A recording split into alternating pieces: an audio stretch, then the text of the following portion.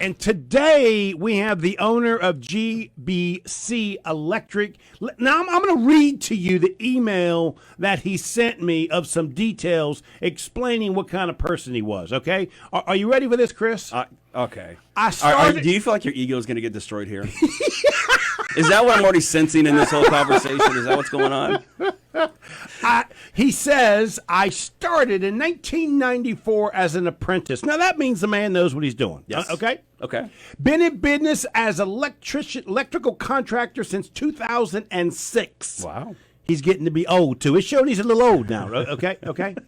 Commercial, industrial, and residential electrician, which, by the way, that's getting more rarer and rarer that they'll do all three of those. Yep. Certified sales, service, and installation of, I don't know what this is. Gil, what is that? Generac generators. Generators. Okay. I don't know if that was spelled wrong or I'm reading it wrong. Okay, got it. Now, here's the one that bothers me, Chris. Uh-oh. That's super handsome. Wait. Wow, look at that. For those of you that can't see Facebook, he just gave a pose. You understand that, don't you? Dean Martin, step aside. Now, I don't think Gil understands, Chris, that you asked me to look in the mirror every morning and say something positive about myself. 100%. And what I say is I'm the best-looking man in the Cornelius. I agree. So how can Gil call himself handsome in the midst of such beauty? I want to know. I think, look, we just talking about ego.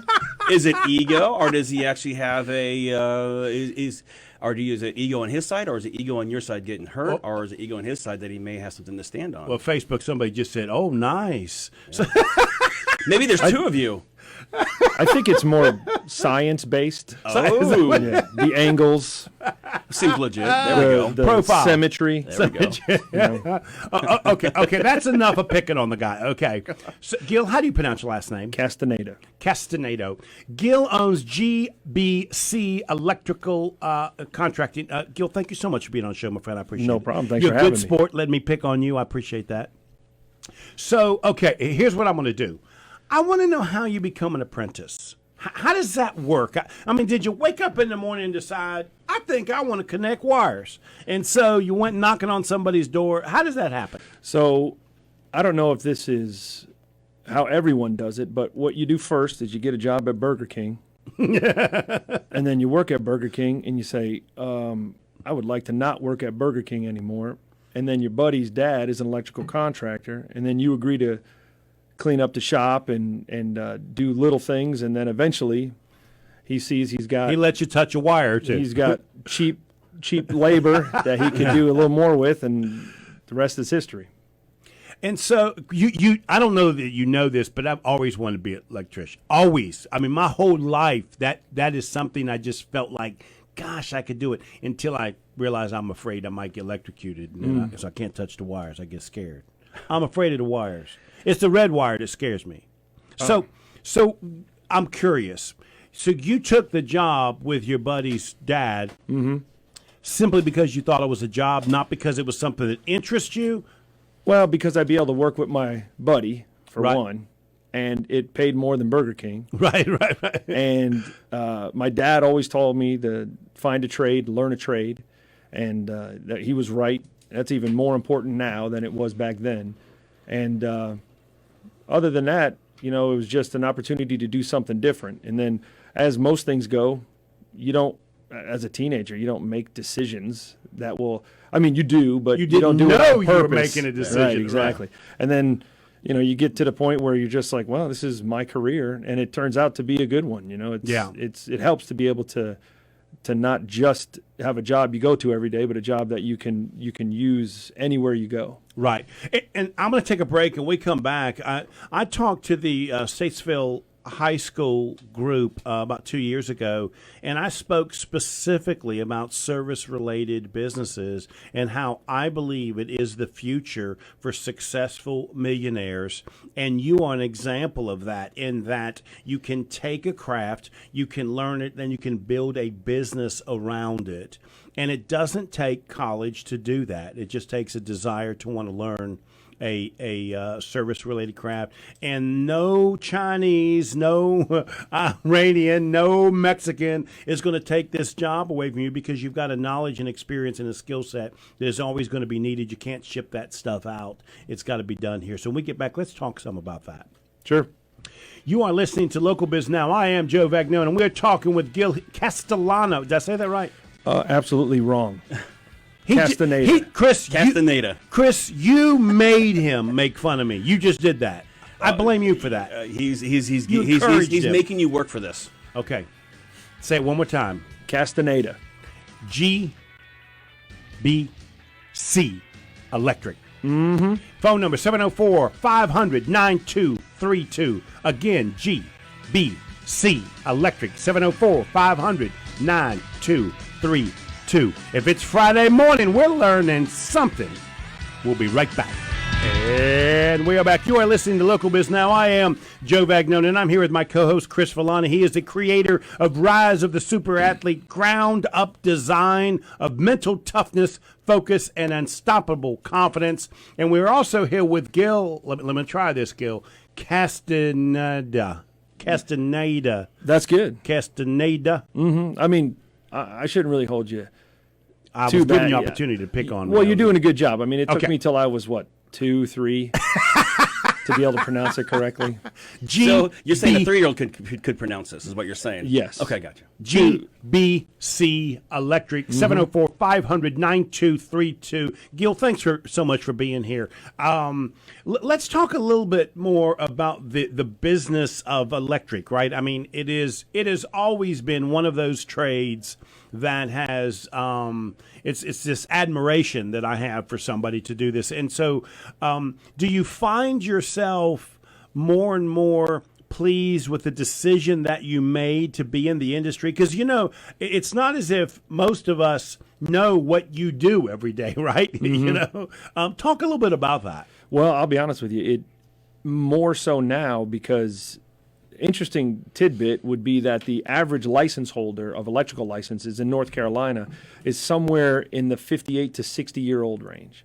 So I believe that. There's almost no youth coming into the trades. So a guy in my position, I still have at least 20, 30 years where I could still do this. As a contractor, that means in 10, 20 years, there's going to be so few contractors out there that electrical work is going to be, finding someone who's qualified to do it is going to be a rarity. Okay, you stepped right where I wanted you to step. And that is, how do you find people to work for you? Do you have to train them from the ground up? How does that happen? So I have one employee, Alfredo, and he is pretty much the greatest employee you could ever find ever. His nickname, I nicknamed him La Máquina, which means the machine. As long as you feed electrical material into the machine, it just turns into beautiful work. So he's always been amazing, but it is rare to find somebody like that. I have another apprentice, we call him Woody, and he's just like Alfredo. See, Chris, I can tell I like Gil because he gives his guys nicknames. I like that. I like that. It makes it more personal, too. I got it's a that. connection, absolutely. It makes his name easier to pronounce for people who have trouble with Castaneda. He making fun of me there again. you go. He making fun I just of me. want to make it easier for everybody. Okay. Even a 3-year-old could figure that out. And then I have my two boys that work. My 17-year-old, he's still doing homeschool, and then my 19-year-old who works full time. So, do you want your kids to go in your business? Is that where you see them going? I told my sons, and not to be sexist, but my daughter has no interest in it at all. So I told my sons, I don't want to say that like only men can be an electrician, but I told them, I said, you could be anything you want to be as long as you're an electrician first. So as soon as you learn how to be a journeyman electrician, then go do whatever you want. But you're going to have something you can fall back on. Right. Yep. And that is the thing that makes me envious, right? Because my father didn't have that kind of trade, so he didn't teach me that, right? My father taught me how to work out in the yard, right? You understand that? I mean, Right. 'cause he knew how to do that, right? And so it sure would have been better if he was a carpenter or a electrician or Yeah. a plumber. So that's an envious thing that I'm telling you, there are a lot of people like me that wish they could teach their children this kind of craft. I love that statement. I'm ecstatic that I can do it. Yeah. My boys, they might feel like they don't really have a choice, but I say, you don't really have You a will choice. once you learn. Yeah. Then you can do what you want. you take what you got and you make the best of it, and then if you want to expand from that, you can. But you might find out that in 20 years and 30 years, you're going to be one of the few electricians around because Right. there's no guys their age getting into it. Right. So it's going to be a good job to have. So let's talk a little bit about the fact that you believe that generators inside residential areas of the home are going to be an important factor moving forward. Let's talk a little bit about that because we would talk about that after during the break, it was interesting that you were quite passionate about this. That you really do believe people should have a generator in their home. Well, yeah. I mean, if you think about it, you lose power for 20 minutes. It's a slight inconvenience. You walk around, you're still flipping switches, and you forget your power's off. You lose power for a day, 2 days. You lose all the food in your refrigerator. You lose all the food in your freezer. You, especially in an ice storm, you have to leave the house because you can't keep your family warm. You, in the middle of summer, there's the humidity, the rain, and a hurricane. You're just uncomfortable. And there's all those factors to think about. And then when you think about a lot of my customers, they're on oxygen generators, so they need that oxygen. Right. They have tanks, but in the time that their power goes out, for them to get tanks, and a lot of times power goes out at night when they're sleeping and they need that oxygen. So I also have customers on CPAP machines, so they're not shocked into wakefulness from not being able to breathe at Right. night. So there's so many issues that where a whole house standby generator, you're out of power for 15 seconds at the most. When the power goes out, the generator realizes it and turns itself on and switches you over to generator power. And then when the power company restores power, the generator realizes it and shuts itself off. And I didn't know who to contact about a generator because here's the truth. It's got to be powered by something other than electricity, right? So I didn't know it was an electrician that would install a generator because I thought it would either be gas or some other type of power. Talk about that. Well, yeah, so we do the gas installation as well. So we don't supply a propane tank if your house doesn't have one, but if your house has propane, we hook up to the existing propane or we hook up to the existing natural gas.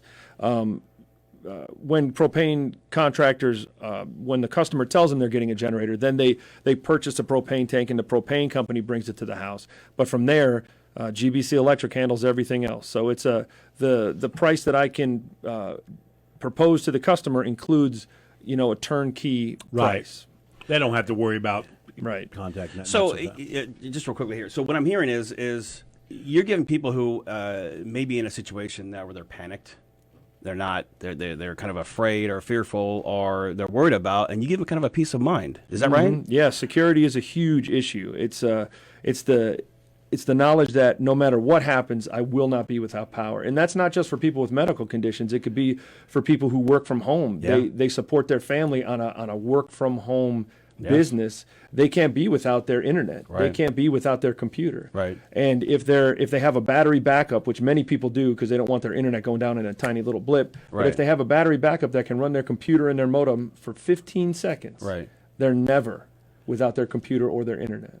It's interesting because until something happens is when we think about it. Mm-hmm. And in this case, you're already kind of pre-planning and making sure you're taking care of it. So if it does happen, you're going to do a lot better than most. Yeah. Is that what I'm hearing? Yes, and I can even monitor your generator remotely from my tablet and find out if there's any issues with the generator Wow. before they happen in a power outage. Okay, now that's a different level. We didn't talk about this. So that's actually additional benefit. Is that something that you provide, or that's your? Yeah, my company Generac provides that, but it's for a price. My company offers it free for the first year. Gotcha. And that remote monitoring, I can find a problem, and if it's a warranty issue, I also offer a 7-year warranty, extended warranty for free. So I fix any problem Wow. that happens with the generator before your power goes out Wow. and something. Gil, we got to change the topic because it's clear to me, before and after the break, that Chris is just dying to get a generator. You understand that? I got business cards. But I want to give you a chance to talk to high schoolers that don't want to go to college. What do you want to say to them? Because you're sitting right where I think they need to consider going, right, in their mind's eye. What would you say to them thinking about what do they do after they graduate high school? Well, you can't. I can't stress enough the importance of working with your hands. If you're coming out of high school and you're looking for a job where you can sit in air conditioning and never sweat, this is not the job for you. If you're somebody who's willing to work for your money, every day you do a trade, every day that you're an electrician, you're one day ahead of the next guy. Very nice. Gil, thank you so very much, my friend. My pleasure. GBC Electric, 704-500-9232. 704-500-9232. GBC Electric. Gil, thank you so much, buddy. Thank you. If it's Friday morning, your business matters. We'll see you next week.